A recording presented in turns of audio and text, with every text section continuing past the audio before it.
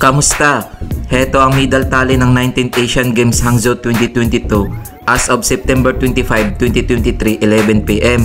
China 39 gold, 21 silver, 9 bronze. South Korea 10 gold, 10 silver, 13 bronze. Japan 5 gold, 14 silver, 12 bronze.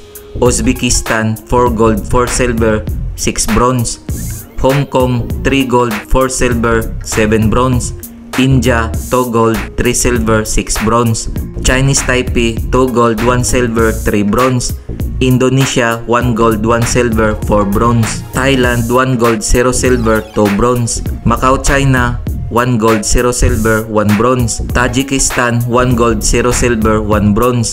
Iran 0 gold, 3 silver, 5 bronze. North Korea 0 gold, 2 silver, 2 bronze. Vietnam 0 gold, 1 silver, 5 bronze. Kazakhstan 0 gold, 1 silver, 4 bronze.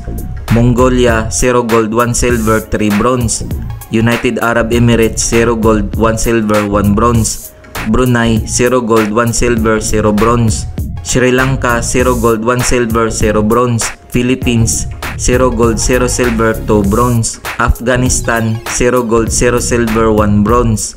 Bangladesh 0 gold, 0 silver, 1 bronze. Kuwait 0 gold, 0 silver, 1 bronze. Singapore 0 gold, 0 silver, 1 bronze. Turkmenistan 0 gold, 0 silver, 1 bronze.